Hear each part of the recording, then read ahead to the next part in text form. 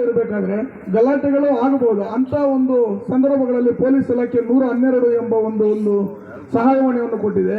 ಈ ತರ ಆಗ್ತಾ ಇದೆ, ನಿಮ್ಮ ಕೈಯಲ್ಲಿ ಮಿತಿ ಮೀರ್ತಾ ಇದೆ ಅನ್ನೋ ಸಮಯಕ್ಕೆ ನೀವು ಈ ವಿಚಾರವನ್ನು ತಲುಪಿಸಿದ ಒಂದು 10 ರಿಂದ 15 ನಿಮಿಷಗಳಲ್ಲಿ ನಿಮ್ಮ ಬಸ್ಸನ್ನು ಒಂದು ಪೊಲೀಸ್ ವಾಹನ ಹಿಂಬಾಲಿಸಿ ಬಂದು ಕೇಳುತ್ತೆ, ಟ್ರೇಸ್ ಔಟ್ ಮಾಡಿ.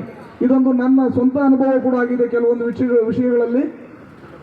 ಇದನ್ನು ನಾವು ಚಾಲಕರು ಹಾಗೂ ನಿರ್ವಾಹಕರು ಇದನ್ನು ಅಳವಡಿಸಿಕೊಂಡು ಹೆಣ್ಣು ಮಕ್ಕಳ ಸುರಕ್ಷತೆಗೆ ಒತ್ತು ನೀಡುತ್ತಾ, ಇದೇ ರೀತಿ ಈ ಸುರಕ್ಷತೆಯಿಂದಲೇ ಏಷ್ಯಾದಲ್ಲೇ ಸುರಕ್ಷಿತ ವಾಹನ ಸಂಚಾರ ಅಂತ ಹೇಳ್ಬಿಟ್ಟು ನಮ್ಮ KSRTCಗೆ ಬಂದ್ಬಿಟ್ಟು ಏಷ್ಯಾದಲ್ಲೇ ಪ್ರಥಮ ಬಹುಮಾನ ಬಂದಿದೆ. Limca book of the record ಆಗಿದೆ. ಬಹುಶಃ 2024ರಲ್ಲಿ ಬಂದಿರಬೇಕಿದು. ನಾನು ಕೆಲವೊಂದು ಆರ್ಟಿಕಲ್ ಓದಬೇಕಾದ್ರೆ ತಿಳ್ಕೊಂಡೆ ಇದನ್ನ. ಇದೇ ರೀತಿ ನಾವು ಅಪರಾಧ ಮಾಡುತ್ತಿರುವವರನ್ನು ನೋಡಿ ಸುಮ್ಮನಿರುವವರು ಹಲವಾರು ಇರ್ತಾರೆ ಜನ.